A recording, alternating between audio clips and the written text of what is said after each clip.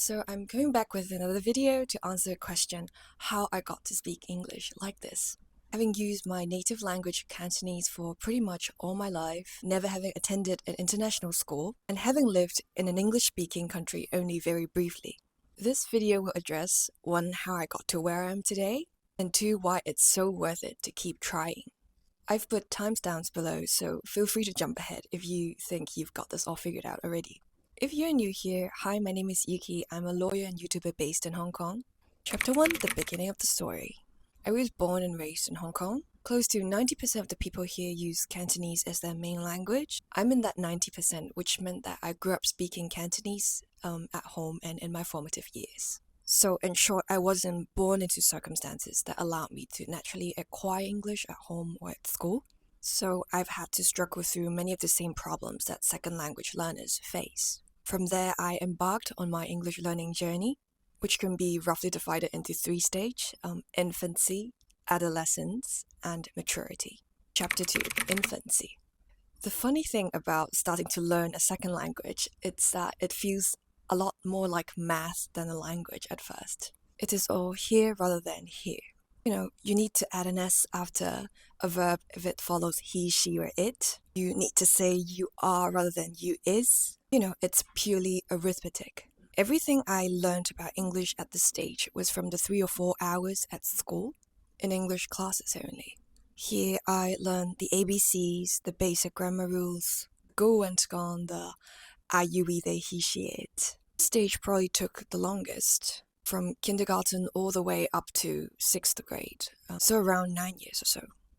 At the end of this very long stage, I could kind of string together English sentences that are sort of correct. I understood, I'd say, around 60 to 70% of what my native English teacher said. My vocabulary was obviously quite limited because my input was all from the classroom. Chapter 3, Adolescence. And after that, I went to a local secondary school that taught in English. This meant that English was the official language and all the different subjects were taught in English, from math to, say, PE. And we were expected to communicate with teachers in English, even though we're all Cantonese. Teachers were mostly also from a local background, so they didn't speak perfect English, but that didn't really matter because we were speaking from one Cantonese brain to another, and we could understand each other perfectly. Except that I did get very confused in one class where the teacher kept saying refraction and reflection identically. The major shift in this stage was that English was becoming more and more part of my daily life. I started to get into books written in English a little bit more, reading slimmer English books geared towards kids and preteens. I started watching some TV shows in English. The first ever English TV series I fell in love with was Heroes. My brother and I used to rush home every Tuesday night to watch it, always with Chinese subtitles, of course. I also remember journaling in English. I was in those very angsty teenage years, and journaling was one of my outlets. Somehow, journaling in English created a little bit of distance and made it a bit less cringy. So I guess that was when I started to embrace English as one of my languages rather than just simply a subject at school. By the end of this adolescent stage, I could read, write, and speak English reasonably well. As for listening to super slow exam speed audio wasn't a problem, but I would still really struggle listening to news in English or to conversations between native speakers. Chapter 4, Maturity. So after all those years of studying, I passed my English public exams with flying colours and went on to study a double degree in literary studies and law. Well, that was a mouthful to say. Both literary studies and law require me to step up a lot in terms of my English abilities. After all, I was going from being tested as a second language learner to grappling with more abstract theories and concepts and writing full essays on them. The more mechanical aspect of the language sort of melted into the background, and English is treated as what it really is, a tool and a medium through which you actually communicate and teach and learn.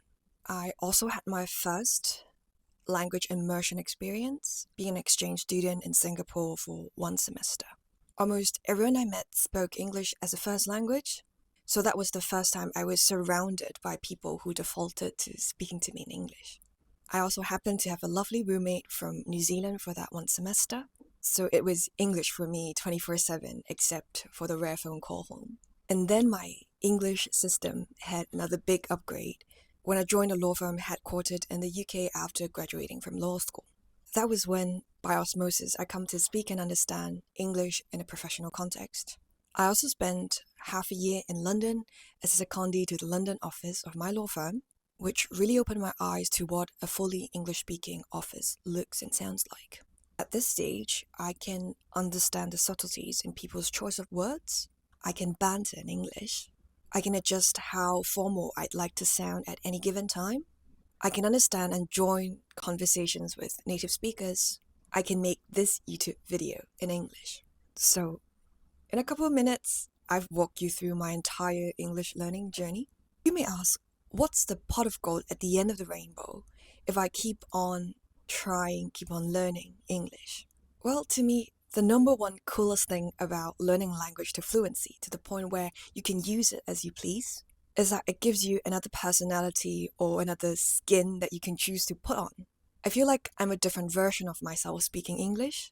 I'm more smiley and more confident. I have more energy in my voice. I'm actually a lot more comfortable filming in English than in my native language because, I like the way I sound in English.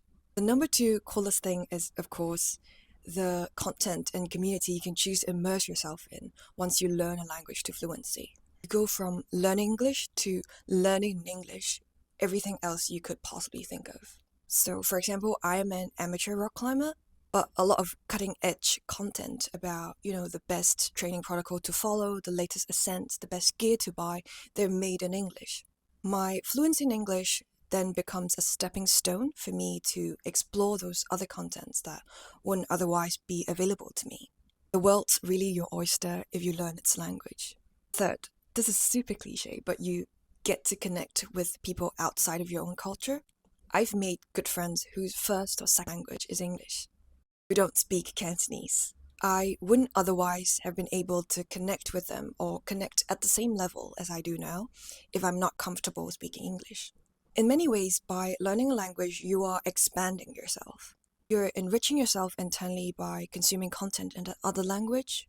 You're experimenting with new ways of projecting yourself to the world.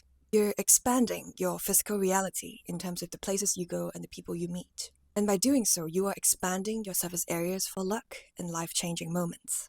Now that you're convinced that learning English to fluency is a very cool thing indeed, you may want to check out this other video where I share the practical tips that I've gathered from my own language learning journey so that you can get to fluency much, much faster. If that video is not up yet and you'd like to scratch your language learning itch, go and check out this other video I made about survival Cantonese, that is my native language, in case you're coming to Hong Kong anytime soon. Thank you for watching, and I'll see you in the next video.